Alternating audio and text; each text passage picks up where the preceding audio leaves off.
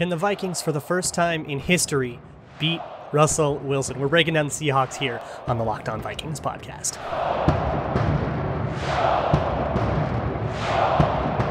Ooh-wee! You are Locked On Vikings, your daily Minnesota Vikings podcast, part of the Locked On Podcast Network, your team every day.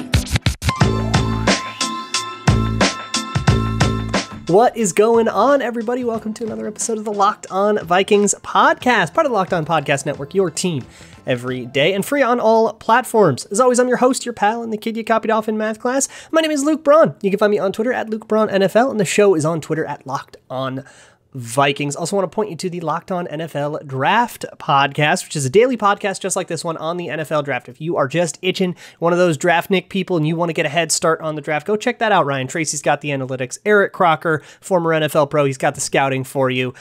Go check that out anywhere you find your favorite shows, including YouTube. Of course, we've been on video here for a couple of weeks. We're going to be busting out the visual aids in this one as well. So if you can, I recommend you watch on YouTube. But if not, I'll be as descriptive as possible when that kind of thing happens. First order of business as we start this episode of Locked On Vikings, the injury report for Thursday. I was really keen to see if Anthony Barr practiced again or if testing out that knee flared up again and he had to be shut down for who knows how long.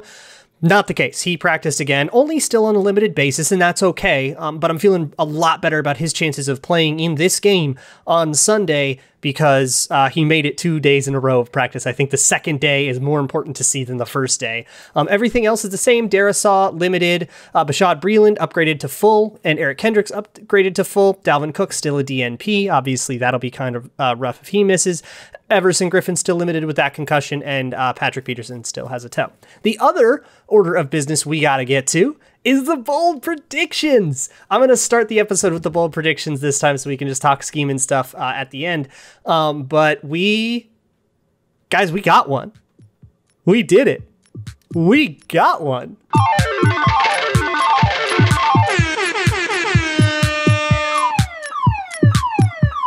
That is right. Kyle Slavey last week predicted that Kirk Cousins would have more rushing yards than Kyler Murray on the weekend, and it was true. Kirk Cousins, 35 yards. Kyler Murray, 31 yards. My guy did it. First time. We did this all last year. Nobody got a single one. Week 2, we already got one. So congratulations, Kyle Slavey. Hope you enjoyed that. Riley Osborne Hudson said Wyatt Davis makes an appearance. We didn't get there. The guards had a reasonable day. Riley Swanson said Dantzler plays a visibly great game on specials, recovering a muffed punt and making multiple tackles, effectively putting him back in Zimmer's good graces. You've definitely got that in spirit. Dantzler came back in the game. He played pretty well. The coaches seem a lot happier with him. So we got that. David Balash said Vikings O-line has 0 penalties and allows 0 sacks. We didn't quite get the penalties. And we had, I think that counts as a sack, the third down that was like a fumble that he then recovered himself. I believe that counts as a sack as well. So not quite, but a reasonable day. John Knox said 2 returns of some kind for touchdowns that will determine the winning team. There was only 1 return touchdown. That was the Nick Vigil pick 6. And unfortunately, that team did not win. And Christopher Allen said Hunter is put in as a running back in a goal line situation, gets the handoff and scores, and then doesn't again on the 2-point conversion. Loved the spice on that one. Didn't quite get there. So we got 6 more here for week 3. Excited to share them with you. The first one comes from Drew Malwald. What's going on, Drew, buddy? He says either Lockett or Metcalf will have 0 catches. Shut one of those guys out is pretty bold, especially with the state of the secondary. That would be pretty insane. I'll talk a little bit about how I think you have to handle them, and it's definitely not limiting them to 0 catches. I'm definitely into encouraging dinks and dunks and limiting the deep stuff with those guys. Alessandro Cosi says Dalvin Tomlinson pick 6. Love it. That would be pretty sick. Get like a Linval Joseph kind of thing. A couple people said Michael Pierce as well, but we got a lot of Michael Pierce ones in, so I'll do a Dalvin Tomlinson one this time. Chris says, I think this was my favorite. He says, this game is boring. No plays over 20 yards, one turnover, no missed kicks. We probably are all familiar with the old adage that the Seahawks are incapable of playing in a normal game, and so are the Vikings. I mean, look at the last few games of theirs. They are incapable of playing in a game that is not like somehow remarkable. So no turnovers, no plays over 20 yards, no missed kicks feels nigh impossible, but it is indeed plausible. So we're putting it in. Traumatized Twins fan, my guy, I am so sorry. Jefferson and DK have the exact same number of receiving yards. I don't know what that would imply about either offense because it could be a high number or a low number or a medium number, but I love the quirkiness of it. So let's go. Exact same number of receiving yards. It is certainly not probable, but it is possible. An anonymous source says all of the points for both teams come in the third quarter. I don't know what that would say about the game. It would say something. But I guess that would be the exact kind of like weird and wacky nonsense that would happen in a Vikings Seahawks game. And the final one comes from Jordan Barrett, who said all 5 starting offensive linemen for the Vikings will have over a PFF grade of 70 or higher. I think this is the one that has the highest chance to cash because PFF grades on O-line, I find them unpredictable. I find myself disagreeing with them a lot even too. But it's also pretty bold because the PFF is really, really harsh on the style of center that Garrett Bradbury is. Rashad Hill is probably going to be in the game. Really hard to see him getting a high PFF grade. You got Ezra Cleveland and Oli Udoh too, who I think are going to be week-to-week propositions, and sometimes they can get mean to Brian O'Neill as well, even in games that he plays well, let alone the idea that Brian O'Neill's not perfect. He could just have a genuinely bad game and PFF could measure that.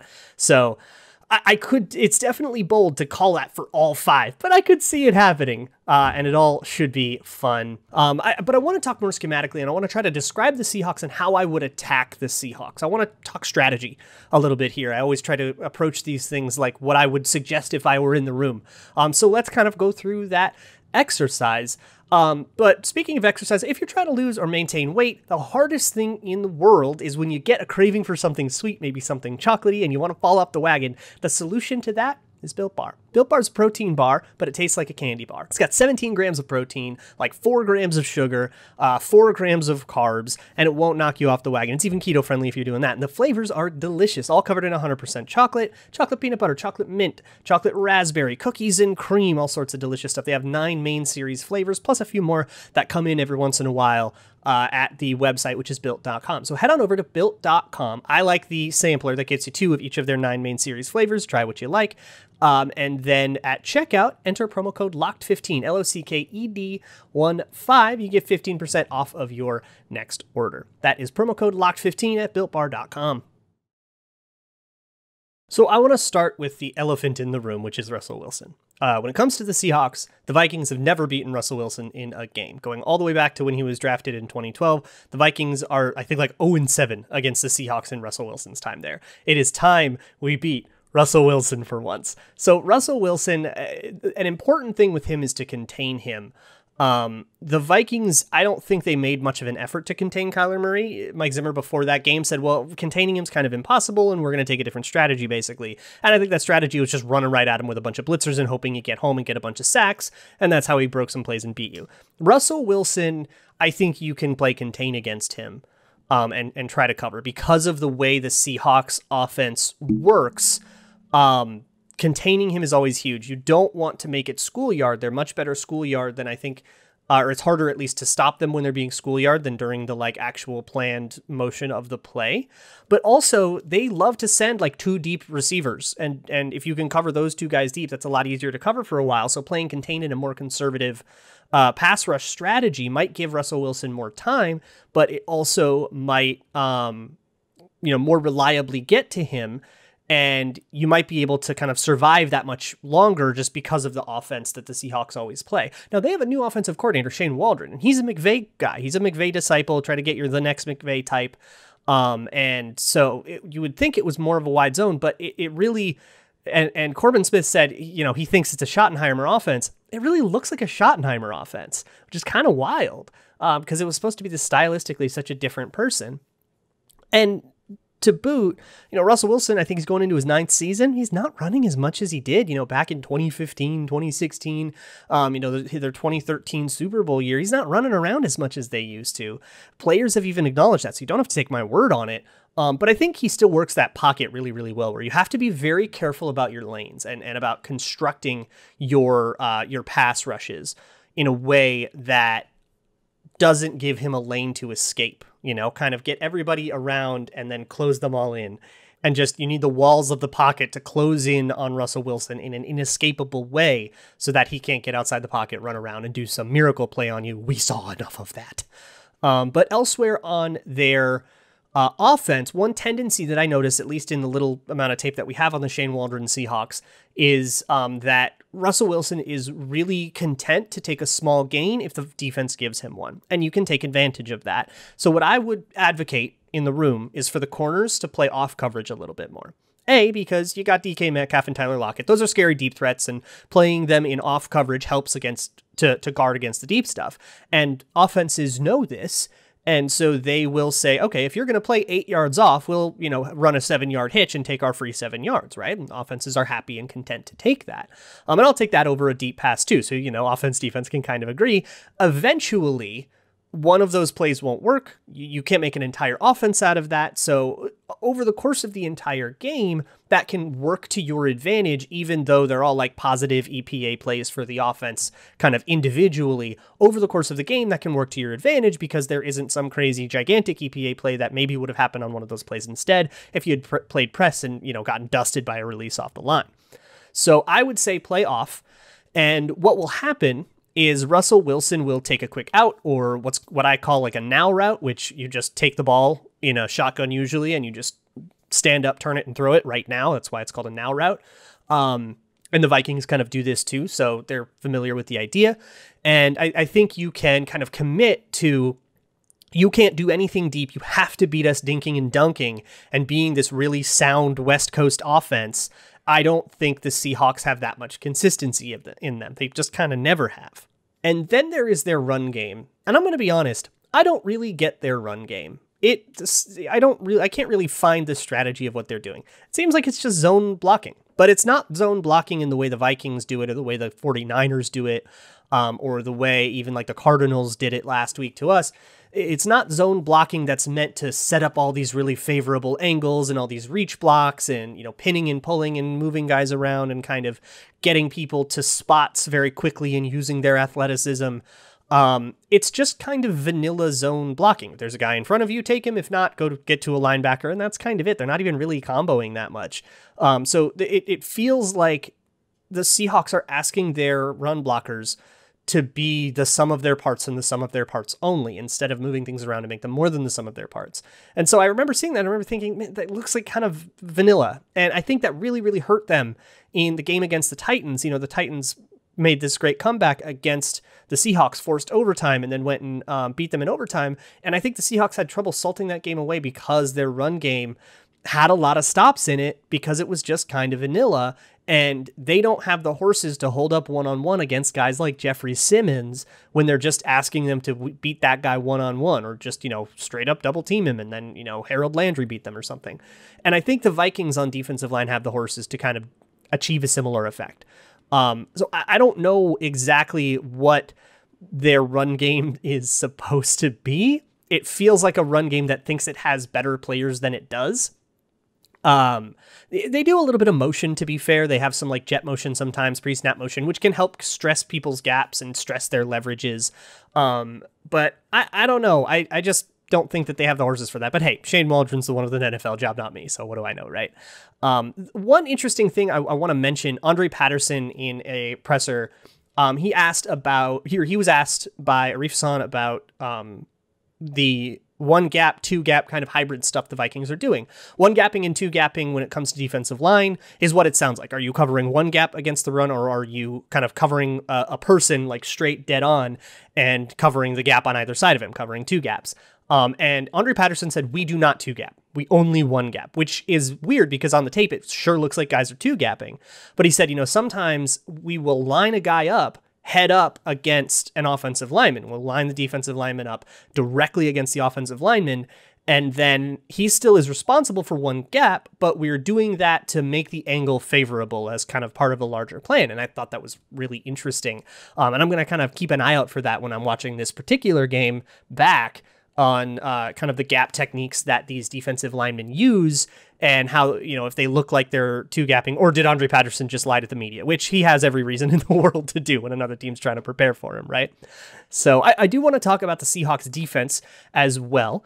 But first, a quick reminder to all of you, make your pick in the survivor pool if you're in the survivor pool. If you lost the link or whatever, just go to runyourpool.com and enter the login info that you entered when you first signed up. It'll be right there. And we're doing our survivor pool through Run Your Pool. We've had, I think, like 30 people get out because they didn't make a pick. So please make your pick. If you want to start a pool of your own, it's certainly not too late. The first 2 weeks, call them gimmies and go to Run Your Pool and make a survivor pool. They have pick'em, they have squares, they have margin, they have confidence pools, 33 and more, and they have all kinds of customizable settings. So you can make it your own. It's not one size fits all. It's what's fun for you. You can use these kinds of pools to connect with people in your family, connect with your coworkers, just have something fun to go on at the office, help the days go by. Go to runyourpool.com and set it all up. If you check them out today, you get $10 off at runyourpool.com/lockedon, or you can use promo code LOCKEDON at checkout, which is all one word. Anywhere, everywhere in the world, Run Your Pool helps friends and colleagues compete. Don't miss out. The NFL season is off to an exciting start, and go to runyourpool.com/lockedon and have your pool up and running in minutes. Runyourpool.com/lockedon. I also want to talk to you about a good old Gramble. I told you all. Carolina minus 7.5. That one covered. I mean, come on. Who's betting on Davis Mills out there? Show yourselves. If you want to get in on some bets, maybe you lost that Texans bet and you want to get a little bit of redemption going, head on over to betonline.ag. They have all the odds and props you could ever want. Vikings are +1 in this one. They are home underdogs. There is somewhat of a black magic to that. Maybe you want to bet on the Vikings or bet against the Vikings, hedge emotionally, whatever you want. You can bet on other sports as well. WNBA playoffs going on. You can bet on upcoming NBA or MLB or NHL futures, anything like that. You can find even your favorite Vegas casino games. Just log on, play a little blackjack. You can find all of that at betonline.ag. And if you're a new customer, it's free to sign up. And when you make your first deposit, you can get some free Gramblin' money by entering promo code NFL100. NFL100, you get a 100% match on your first deposit. Whatever you put in, BetOnline just doubles it and dumps the free play money into your account. That is at betonline.ag, promo code NFL100. So in a similar vein, when I'm looking at somebody's defense, I'm looking at what's exploitable. And I'm trying to figure out what would I suggest, right? And so the Seahawks defense is the Pete Carroll cover 3. He's going to be the last guy to move off of it.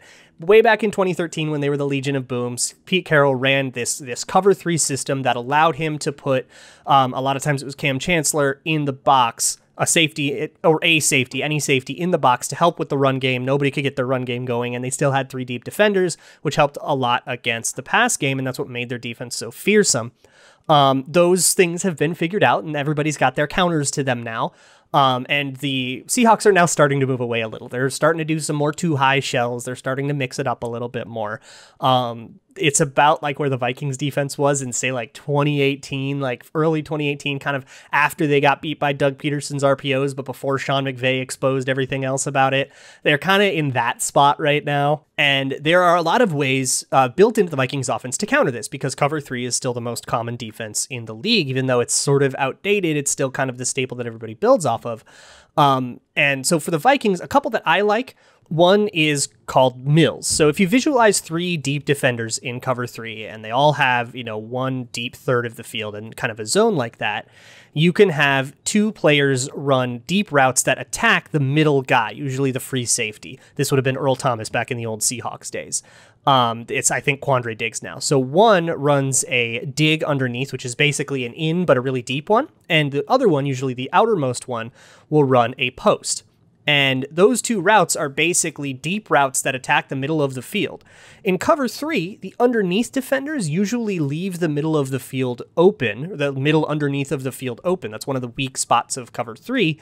And so there will be a throwing lane there. You can throw from the quarterback up through just the middle of those guys, and usually won't have a guy to get their hand on the ball. So you can usually fire one in, and what happens is the free safety kind of has to choose between coming forward and getting the shallower or more intermediate dig route, or backing off and covering the post. And sometimes when they back off and cover the post, you run a good post and that guy still has a bunch of separation.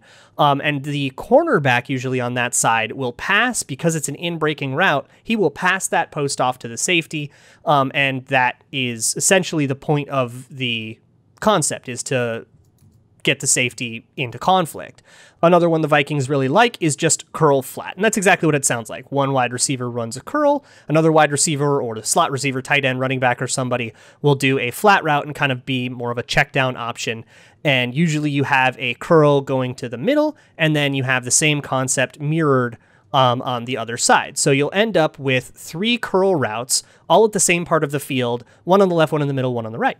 And that puts everybody into conflict really weirdly. If the 2 linebackers who are leaving that middle of the field open, well, if one of them decides to crash in and take that middle curl, who's the first read on the play, then that means there will only be one guy on his side of the field that has to choose between the other curl route on the left or between running up and playing the flat route. So usually what'll happen is that guy will take the curl route deeper on the left and basically say, okay, yeah, you can check down. We're okay with that. But, I mean, if Dalvin Cook plays, that guy's Dalvin Cook, and now you've given the ball to Dalvin Cook in space, potentially with a blocker in front of him or one man to beat. You'll kind of take that part of it as well. Those are a couple of really, really common cover 3 beaters. Now, that is the most basic stuff in the world, and everybody knows that those concepts are coming, and everybody has their counters and the ways that they like to play it, and that's where you kind of get this give-and-take chess match. But it should be noted that these are things installed in the Vikings playbook that they are very, very comfortable with, that are staples of their offense, and it just so happens that staples of their offense stress out the Seattle defense. And in the last few matchups, even though the Vikings have lost, Seattle's defense has been stressed, and they've been able to put up points on Seattle's defense. And Seattle's defense isn't what it used to be, but it still runs in a very similar way, and I think it's still vulnerable to similar stresses. There's also some opportunity for me on the outside with Trey Flowers. He has had a tough go of it these last couple weeks, and he's kind of been a public enemy number 1 for the Seattle Seahawks. And they are starting to, I think, hide him a little bit in this cover 3. If you want to hide a corner in cover 3, you have them pass more stuff off, right? Ask them to cover fewer things. Hey, you only cover if it's just a straight up go route. They can now play a technique that does less guessing. They can play a technique that commits fully to the go, and if it's not a go, that's okay. Somebody else will pick it up. So I can kind of safely play a technique, and I can do less trying to read the play. It's an easier assignment, and I can probably do that a little bit better. That's how you hide a cornerback that's not doing as well. And a lot of the same principles apply. You know, what the difference between what the Vikings are doing with Patrick Peterson and what the Cardinals did with Patrick Peterson, they aren't asking Patrick Peterson to cover every single thing. He passes some stuff off. And that, I think, helps him, be him, as he puts it. So they're doing that with Trey Flowers, and that means that you can attack the middle of the field with concepts and high-low stresses over the middle. Things like drive or levels concepts, where you have a shallow route and a deeper or an intermediate route, or maybe even a deep, intermediate, and shallow route all over the middle of the field, and they're just not going to have enough defenders because of the coverage shells that they run. And all of this stuff is in the Vikings playbook. It's stuff that they have access to. And the last thing that I want to say is that I want to get one-on-ones with those struggling corners. And Corbin talked about the cornerbacks. They are struggling. The secondary is having a much rougher go of it than their front is right now. And so what I want to do is I want to condense the formation. I want to get the whole defense packed into one little area, except I'll split Justin Jefferson out wide. And he'll have a one-on-one with whoever they split out there. And then I'm throwing that ball deep. And I want that kind of thing to happen against the Seahawks. I think we can do it. I really do. Vikings are +1. I'm taking them. I haven't figured out what the bunnies are taking yet. I watch Twitter for that. But I'm going to say Vikings +1, and I say they cover that spread. I'm feeling it. I believe. You're not going to get me to stop believing. You got to work harder than that. I've got a strong soul that's ready to be hurt again. So I will see you all on Monday. Whatever happens, we'll be there to pick up the pieces. In the meantime, you can find me on Twitter at Luke Braun NFL. Show is on Twitter at Locked On Vikings. Check out the Locked On Bets podcast with your boy Q and handicapping expert Lee Sterling. They're batting like 62% against the spread, which is an insane clip. So go get that advice. It is invaluable. You can find that, just like you can find this show, free on all platforms. And as always, Skol.